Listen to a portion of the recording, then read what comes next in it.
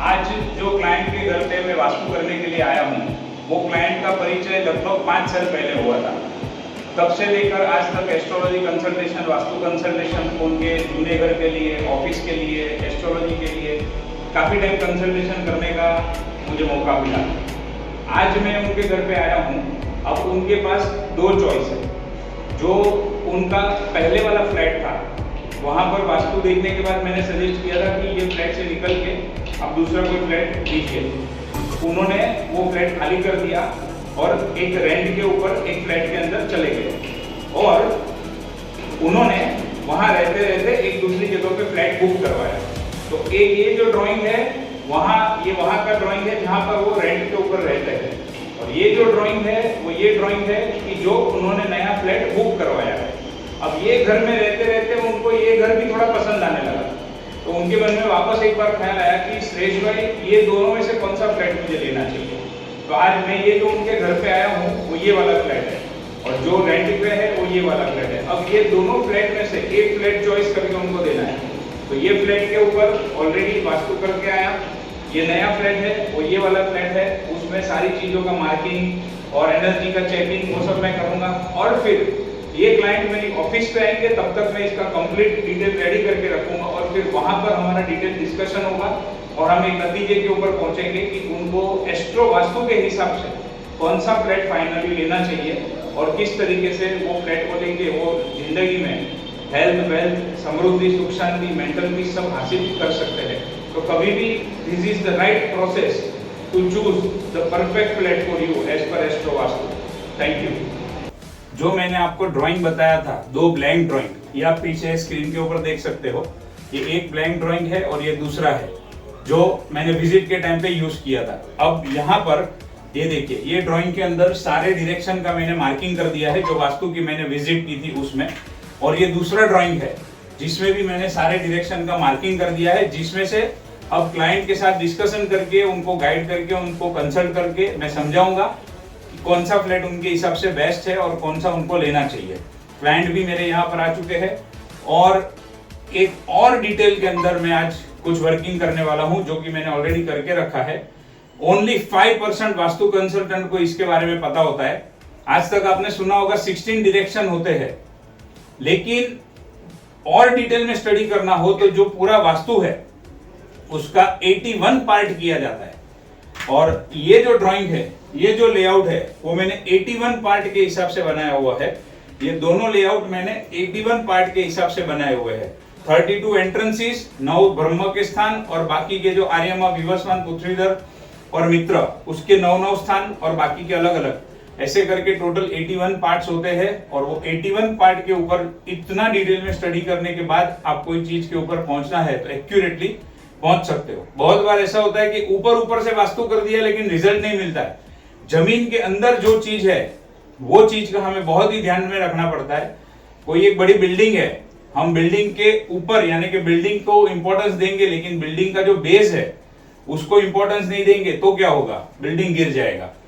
Base दिखता नहीं है, उसका जो पाया है, बेस है, वो दिखता नहीं है, लेकिन सबसे महत्वपूर्ण वही है किसी बिल्डिंग को खड़ा रखने के लिए और उसकी मजबूती के लिए। उसी तरीके से हम जब 16 दिशाओं के ऊपर काम करते हैं तो ये ऊपर का काम होता है, लेकिन जमीन के अंदर क्या है वो हमें 81 पार्ट्स करने से पता चलता है। और वो 81 को निग्लेक्ट करके खाली 16 के ऊपर काम करोगे तो कोई चीज नहीं भी होती है, कभी रिजल्ट आपको नहीं भी मिलता है। तो पूरा डिटेल में इतना स्टडी करके मैंने रेडी किया है और क्लाइंट को बुलाया है, और अब हमारा आगे डिस्कशन होगा और उसके बेसिस के ऊपर हम आगे की बात करेंगे और आगे क्या करना है वो बताएंगे।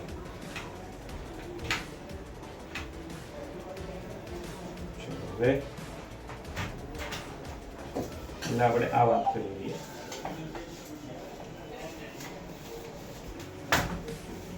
આ બંનેની અંદર માર્કિંગ તો થઈ ગયું છે, બરોબર।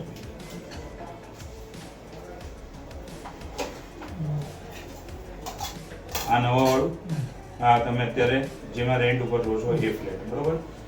હવે જુઓ, આપણે પહેલા આની વાત કરીએ, નવા ફ્લેટની।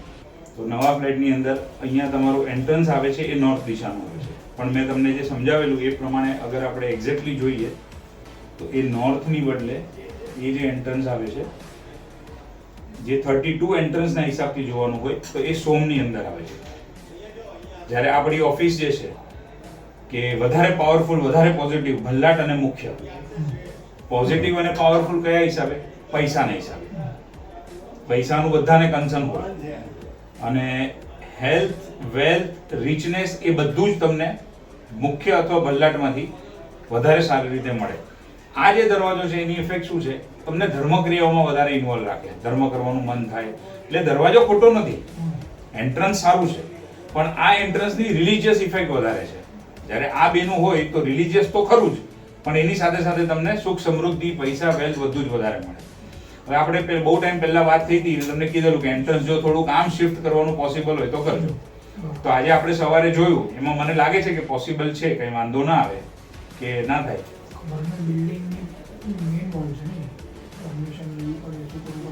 ઓકે, તો એ તમારે ધ્યાનમાં રાખવાનું કે આ દરવાજો નેગેટિવ નથી, દરવાજો પોઝિટિવ છે, સારો જ છે, પણ બંનેની વચ્ચે શું ફરક છે એ મેં તમને અહીંયા આગળ એક્સપ્લેન કરી દીધું. બરોબર છે? હવે આપણે આના એન્ટ્રન્સ ઉપર આવીએ. આની અંદરનું જે એન્ટ્રન્સ છે ઈ છે ને તમારે ઈશા અને સિકી, જો અહીંયાથી એન્ટર થવાનું છે. હવે અહીંયાથી એન્ટર થાવ એટલે આ ઝોન જે છે એ દીતીનો ઝોન આવે અને થોડોક ઈશાનો ઝોન આવે. તો ઉત્તર દિશામાં હરેક દિશા, પૂર્વ, પશ્ચિમ, ઉત્તર, દક્ષિણ, 4 દિશાઓ, એમાં 2 પોઝિટિવ દરવાજા, બાકીના 24 નેગેટિવ. તો ઉત્તર સાઈડના જે પોઝિટિવ છે એ તો મેં તમને કીધું, મુખ્ય અને ભલ્લાટ. એના પછી સીધું જયંત અને મહિન્દ્ર આવે. હવે દુનિયા આખી એમ કહેતી હોય નોર્થ ઈસ્ટની એન્ટ્રી, નોર્થ ઈસ્ટની entry, but actually not, that is not the correct way. એ નોર્થ ઈસ્ટની દિશા બરોબર છે, દિશાનો કોઈ વાંધો નથી, પણ જે ઝોન છે, હવે આને આપણે ભૂલી જવું પડશે. કેમ કે મેઇન ડોર અહીંયા છે, તાળું અહીંયા લાગે છે, એટલે આને ભૂલી જવાનું. તો આને જ્યારે તમે અહીંયા આગળ કરો છો તો આનો મેઇન ઝોન અહીંયા દીતી અને થોડીક ઇફેક્ટ ઈશાની આવે છે. આના કમ્પેરેટિવલી આનું એન્ટ્રન્સ થોડુંક નેગેટિવ બને આની કમ્પેરિઝન. બરોબર છે? એટલે એન્ટ્રન્સના પોઈન્ટ ઓફ વ્યૂથી આપણે એક વસ્તુ ક્લિયર કરી. હવે બીજું તમે ઓવરઓલ જોશો ને, આ તો ધી બેસ્ટ થઈ જશે. આના કમ્પેરિઝનમાં બી આને વધારે પ્રેફરન્સ અપાય આપણે એમ. બાકી આ જો કરવા મળી ગયું તો ધી બેસ્ટ, અને કરવાનું જ કરવા મળે તો એમાં કોઈ સવાલ જ નથી. હા, આપણી ઓફિસમાં જે છે અત્યારના એ આ વસ્તુ છે. બરોબર.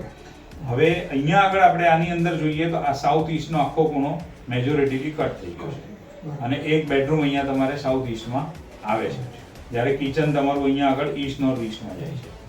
હવે અહીંયા આગળ જોઈએ તો આ મેક્સિમમ બધા ખૂણા આપણા કવર થાય છે, ખાલી આ એક જ આટલો પોર્શન તમારે કટ થાય છે. બરોબર. હવે એનું જે 81 પાર્ટ ઉપર મેં ડિવાઈડ કરીને જોયું છે. આ બહુ ડિટેલ સબ્જેક્ટ છે, એ કઈ ઓવરઓલ ઉપરથી તમને સમજાશે બી નહીં, પણ આટલું તો તમને હું સમજાવી દઈશ.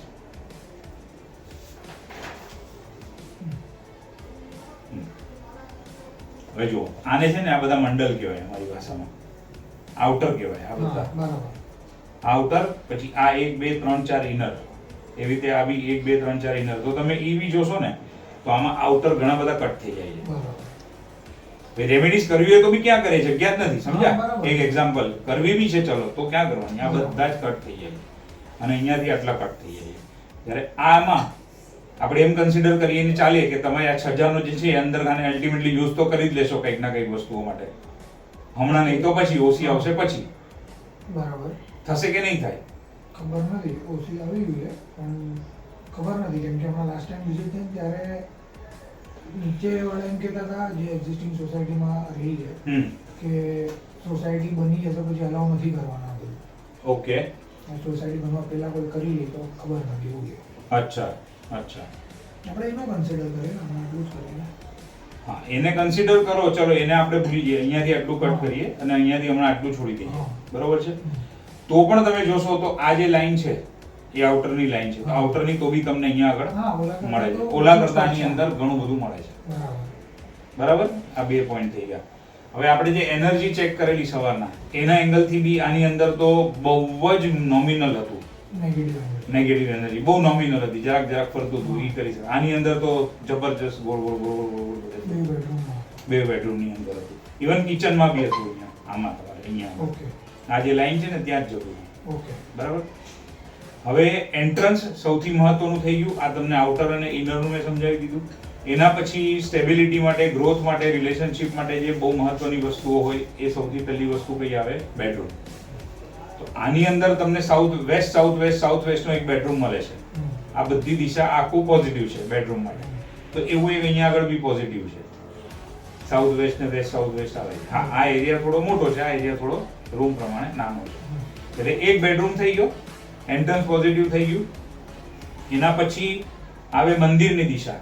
એટલે મંદિર મૂકવાનું ક્યાં મહત્વનું, તો જો હવે આની અંદર છે ને આપણે કિચનમાં મંદિર મૂકવું પડશે. નોર્થ ઈસ્ટ એક્ઝેક્ટ પકડવું હોય તો હા, એ જ કહું છું. એટલે હવે એક એક વસ્તુ હવે ડિસાઈડ કરવી પડશે ને. તો એ નોર્થ ઈસ્ટમાં અહીંયા આગળ સિંક આવે છે, પણ મંદિર મૂકવું તો અહીંયા આગળ પડશે આપણે. અને અહીંયા નથી મૂકવું ધારો કે, તો નોર્થ થી લઈને તમે ઈસ્ટ સુધીમાં ક્યાંય બી મૂકી શકો. તો તમે અહીંયા મૂકો, અહીંયા મૂકી શકો તમે. આ ક્લોઝ કરીને આપણે ડોર શિફ્ટ કરીએ તો અહીંયા થઈ જાય, ત્યાં થઈ જાય.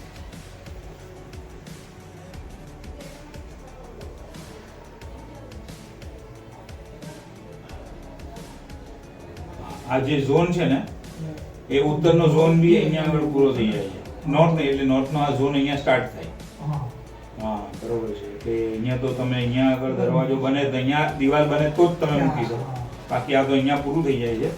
અને આ બાજુ ઈસ્ટ અહીંયા સુધી જાય છે. આ જે ઈસ્ટ છે ને એની આ જે લાઈન છે એ તમારી અહીંયા સુધી જાય છે. એટલે પછી કાં તો અહીંયા મૂકવું. બાકી એના સિવાય મંદિર મૂકવાની બધી જ જગ્યા નેગેટિવ આવે છે.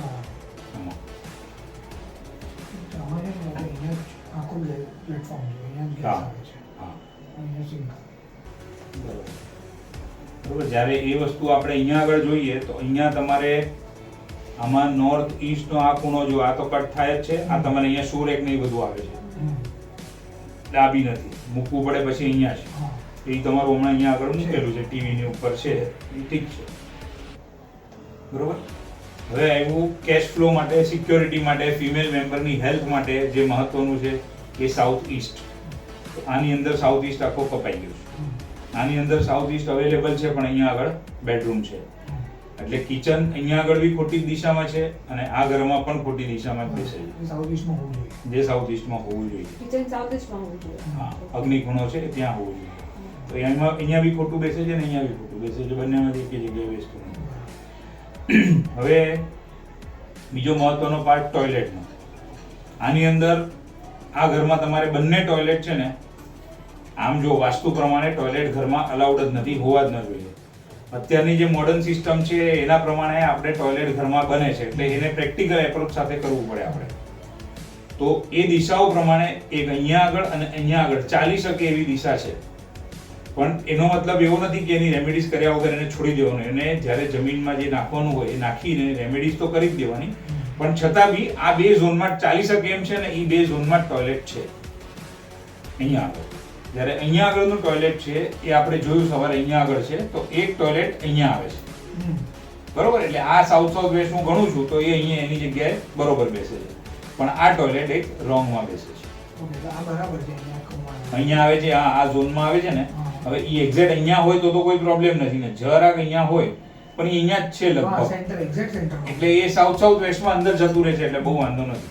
હવે જો એને ડિટેલમાં કેવી રીતે ફરક પડે એ આપણે દિશાઓથી જોયું, પણ હું જ્યારે મંડલના એક્ઝેક્ટ એંગલથી જોઉં તો આ ગંધર્વમાં આવે અને આ અહીંયા આગળ ગૃહક્ષતમાં આવે. જ્યારે એ મંડલ પ્રમાણે અહીંયા ભૃંગરાજમાં અહીંયા આગળ પોઝિટિવ ગણાય, પણ અહીંયા આગળ એ નથી આવતું. અને આની અંદર હું જોઉં છું તો આ પરફેક્ટ આવે છે. એકદમ માઇનર લેવલ પર બી જાવ ને તો બી આ ભૃંગરાજમાં એક તો પરફેક્ટ આવે છે અને આ બીજું પરફેક્ટ આવે છે. એવી રીતના એટલે આપણે એન્ટ્રન્સ જોયું, કિચન જોયું, બેડરૂમ જોયા, પછી ટોયલેટની પોઝિશન જોઈ લીધી. હવે મેઇન માસ્ટર બેડરૂમ નો જોઈએ. બાકી સેકન્ડ બેડરૂમ જે છે હવે મમ્મી પપ્પાનો જે તમે લો ન લો એના સિવાયનો એમને આપવાનો. હવે તો એવું જ થશે. એટલે હવે તમારા જે બી ક્વેશ્ચન હોય તમે મને પૂછો અને પછી આગળ કન્ક્લુઝન ઉપર આપણે આવીએ.